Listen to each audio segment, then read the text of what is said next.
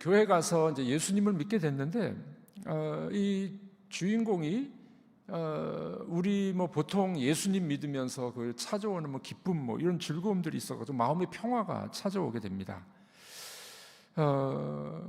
그 이제 이 평화를 누리고 기쁨을 누리게 되는데 구원의 확신도 있다고 하고 기쁨이 있었습니다. 목사님 설교를 듣다 보니까 목사님이 누구라도 용서해 주라는 거예요. 누구라도 그 말씀을 듣고 이제 감동을 받아서 교도소를 찾아갑니다. 자기 아들을 죽인 그 학원 원장을 용서해 주려고 면회를 찾아갑니다.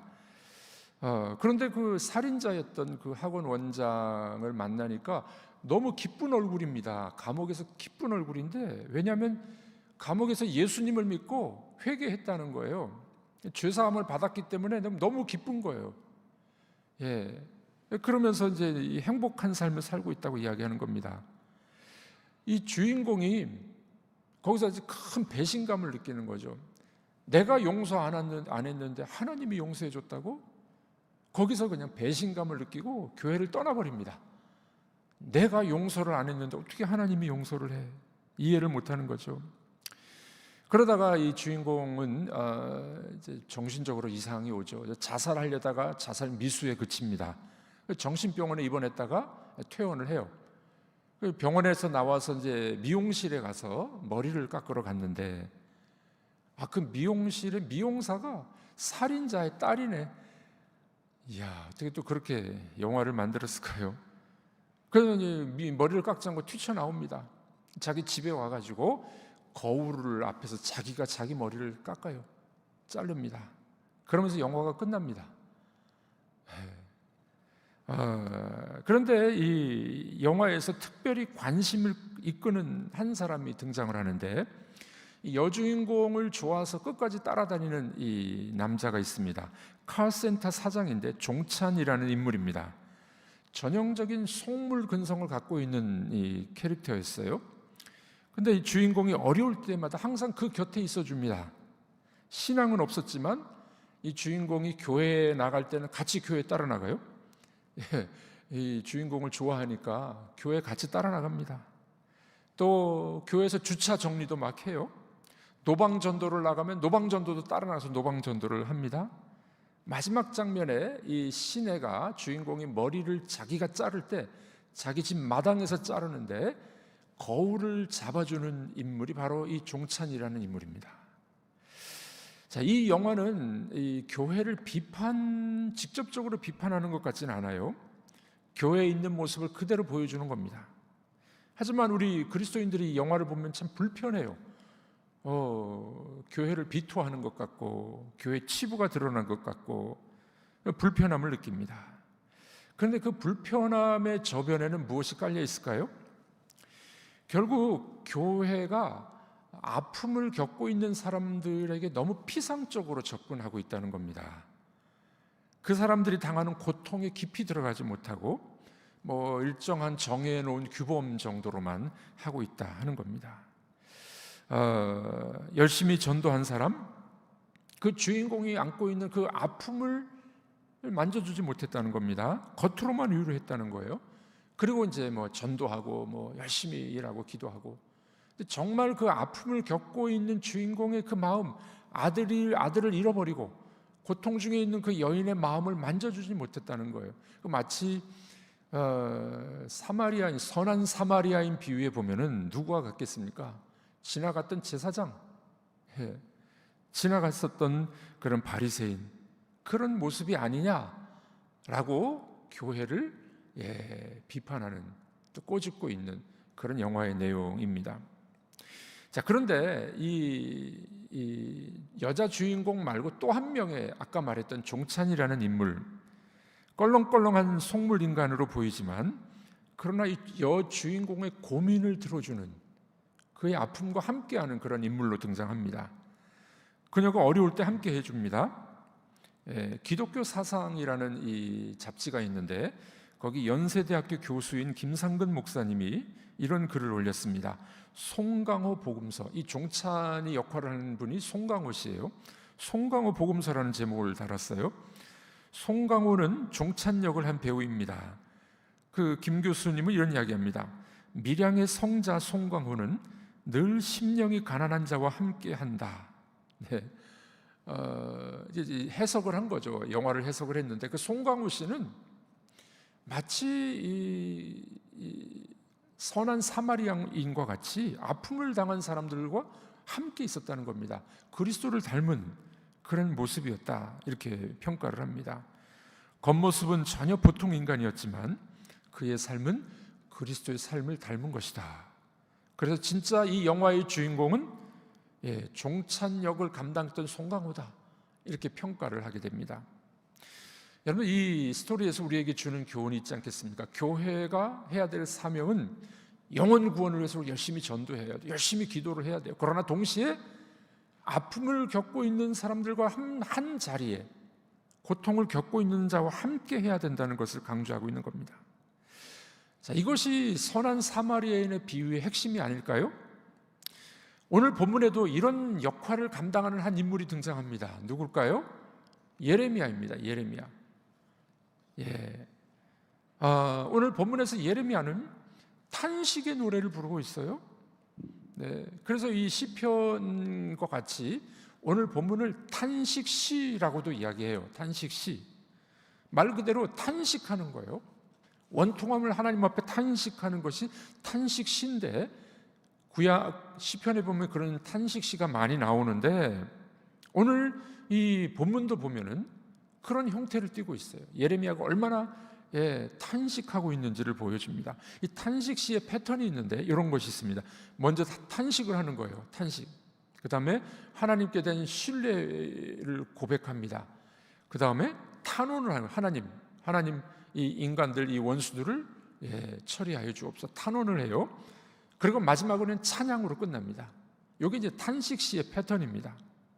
이런 구조를 오늘 본문이 똑같이 가지고 있습니다. 자, 이 오늘 본문이 우리에게 주시는 교훈과 말씀은 무엇일까요?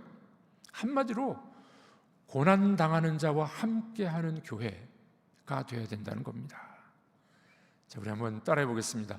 고난당하는 자와 함께하는 교회가 되겠습니다. 네, 월터 브루그만이라는 학자가 있는데 제가 이분의 책을 몇 권을 읽어봤는데 너무 귀한 분입니다. 이분은 이 본문을 해석하면서 이런 이야기를 했어요. 교회는 어떤 교회냐? 힘 있는 믿음, 그러나 힘겨운 믿음. 이해하시겠습니까? 힘 있는 믿음을 갖고 있는 교회예요. 그러나 힘겨운 믿음을 가지고 있는 것이 교회라는 겁니다. 교회는 고통과 고난당하는 자와 함께하는 고통을 감내해야 하기 때문에 힘겨운 믿음을 갖고 있는 것이 교회라는 거예요. 고난당하는 자와 함께하는 교회의 모습을 잘 표현한 말입니다. 자, 예레미야 입장으로 가면 얼마나 억울하겠습니까? 네, 하나님께서 부르셔서 선지자로 그는 일을 하게 됩니다. 처음에 예레미야가 이제 이 하나님 앞에 탄식을 하는데, 하나님, 내가 언제 선지자 노릇한다 그랬나요? 하나님 나를 부르셔가지고 내가 이 모양이 이 꼴이 뭡니까? 이렇게 탄식하는 거예요. 7절 말씀입니다. 7절 읽어보겠습니다. 여호와여, 주께서 나를 권유하심으로 내가 그 권유를 받았사오며 주께서 나보다 강하사 이기셨으므로 내가 조롱거리가 되니 사람마다 종일토록 나를 조롱하나이다. 네, 내가 언제 목사 된다고 했습니까? 내가 언제 선지자 된다고 했습니까? 하나님이 권유하셔가지고 내가 됐더니만 나 조롱받고 핍박받고, 나 이게 뭡니까 하나님? 탄식하는 거죠. 탄식. 여기 나오는 권유, 내가 그 권유를 받았사오며, 하나님이 권유하셨다는 말이에요. 이 권유라는 단어는 히브리 동사에 파타라는 단어인데 이런 뜻이 있습니다. 우리말로 말하면 꾀다라는 의미예요. 본디 무엇을 할 마음이 없는 사람을 말로 부추겨서 뭘 하게 하는 것, 이게 꾀다, 파타라는 단어입니다. 무슨 말입니까? 하나님이 예레미야 선지자 노릇 할 마음이 없었어요. 근데 예레미야를 권유하셔서 조금 정난하게 말하면 하나님이 꾀셨다는 거예요. 예레미야, 너 선지자 해야 돼. 하나님이 이렇게 권유하셔가지고 선지자 했더니만 모욕과 치욕과, 내가 이게 뭡니까 하나님? 내 꼴이 이게 뭡니까? 내 괜히 선지자 하는 것 같아요. 하나님 앞에 탄식하는 겁니다. 자, 그런데 어떤 일이 벌어졌습니까? 그에게는 파멸과 치욕과 모욕만 있었다는 겁니다. 우리 어제 본문 살펴봤죠? 바수훌이라는 성전의 총감독이 예레미야를 때리고 착고에 채워가지고 성전 문 위에 있는 거기다 감옥에 가둬놨었습니다. 그런 사건들이 벌어지게 됐다는 겁니다. 사명을 받았는데 결과는 치욕거리가 되어버렸습니다. 하나님, 이게 내 꼴이 뭡니까? 이러면서 이제 탄식하는 거예요. 탄식. 자, 그런데 우리가 시편도 그렇지만 오늘 본문을 보면은 하나님 앞에 원망과 탄식을 쏟아놓고 난 다음에 그 다음에 정신 차리고 보니까 하나님에 대한 믿음, 신뢰를 다시 회복하는 겁니다. 11절이 그렇습니다. 11절 읽어보겠습니다. 그러나 여호와는 두려운 용사 같으시며 나와 함께 하심으로 나를 박해하는 자들이 넘어지고 이기지 못할 것이오며 그들은 지혜롭게 행하지 못함으로 큰 지옥을 당하오리니 그 지옥은 길이 잊지 못할 것이니이다. 여호와는 두려운 용사 같으시며 나와 함께 하시니 나를 박해하는 자들이 넘어질 겁니다. 하나님에 대한 신뢰가 다시 살아나는 겁니다. 믿음을 다시 붙잡은 거예요. 그래서 이제 신뢰 고백 다음에 찬양으로 끝내요. 찬양. 그게 이제 탄식 시의 패턴입니다. 자, 그런데 문제가 하나 있습니다. 오늘 본문을 보면은 이렇게 이제 이 탄식하고 신뢰를 회복하고 하나님을 찬양하고 끝났는데, 자, 그게 어디까지냐면은 우리 20장 13절까지 이렇게 찬양으로 끝났습니다. 그렇죠? 13절이 찬양이에요. 그래서 14절부터 뒷부분은 다시 자기의 생일을 저주해요. 저주해. 탄식에서 찬양으로 끝나는 것 같았는데 14절 이하를 보니까 예레미야가 자신의 출생을 저주합니다. 뭐라고 하나요? 14절 우리 읽어보겠습니다. 내 생일이 저주를 받았다면 나의 어머니가 나를 낳던 날이 복이 없었다면. 14절 이하에 보면은 자기 출생을 저주해요. 내가 괜히 태어났다고, 이렇게 고생하려고 내가 태어났나, 차라리 어머니 뱃속에서 태중에서 그것이 무덤이 됐으면 좋았을 것이다, 이렇게 막 저주를 합니다. 그러니까 예레미야가 얼마나 고통을 받았길래 하나님 말씀을 전하는 거죠. 남유다 너희들 망한다, 회개해야 된다, 바벨론 포로로 잡혀가. 그런 말 하기 쉽겠습니까? 다 그냥 복 받으세요, 축복 받으세요, 막 그냥 은혜가 충만합니다, 이렇게 하는 선지자들은 백성들로부터 인정받았는데 너희들 망해, 그렇게 살면 안 돼, 막 이러니까 막 모욕과 치욕과 어려움을 당하는 거예요. 그러니까 이제 예레미야가 얼마나 괴로웠으면은 자기 출생을 저주하는 겁니다. 나 괜히 태어난 것 같아요, 하나님, 이러면서 막 자기 출생조차도 저주하는 겁니다. 자, 이게 좀 우리 이해가 안 되죠. 찬양으로 끝났는데 하나님 앞에 탄식하고 고백하고 하나님 믿음을 회복했어요. 그리고 찬양으로 끝나는 것 같은데 그 다음에 보니까 막 자기 생일을 저주하는 거예요. 저주. 왜 이 말씀이 뒤에 이렇게 있을까요? 자, 이렇게 정리해 볼 수 있습니다. 여러분들, 선지자 또는 지도자의 삶은 꽃길만 걷는 것이 아닙니다. 우리 이제 개업 예배 가면은 이제 이 화분 보내면 써놨더라고요. 꽃길만 걸으세요, 대박 터지세요. 어디 그러던가요? 우리의 삶이라는 게 꽃길만 걸을 수 없는 거예요. 특별히 지도자의 삶은 고난의 삶이 있고 애통의 삶이 있고 사람들로부터 핍박과 사람들로부터 오해를 받는 삶이 바로 지도자의 삶이라는 겁니다. 축복만 이야기하고 만사 형통의 길이 아니라는 겁니다. 자, 예레미야가 이런 고통을 몸소 겪고 자기 생일조차도 저주하는 이유는 지도자란 백성의 고통의 삶을 함께 경험해야 된다는 겁니다. 몸소 겪는 거예요. 그래서 하나님만 의지하고 하나님께 나의 이 어려움과 고통은 하나님이 알아주셔야 됩니다 라고 호소하는, 그게 지도자의 삶이라는 겁니다. 여러분, 우리 이 한국교회 안에 너무 복된 일이 많았어요. 예수 믿으면 축복받고 돈 많이 벌고 명예가 올라가고 맞습니다. 그런데 또 한 면은 하나님의 은혜와 축복이 있는가 동시에 또 한 면은 고난이 있다는 거예요. 고난. 이 두 가지를 함께 말해야 진정한 복음이에요. 예. 축복만 이야기하면 반쪽짜리, 아니 어떤 면에서는 가짜 복음이에요. 가짜 복음. 왜 그럴까요? 예수님이 그런 삶을 사셨기 때문에 그래요. 예수님은 고난을 당하셨습니다. 핍박을 당하셨습니다. 예. 배반과 배신을 당하셨어요.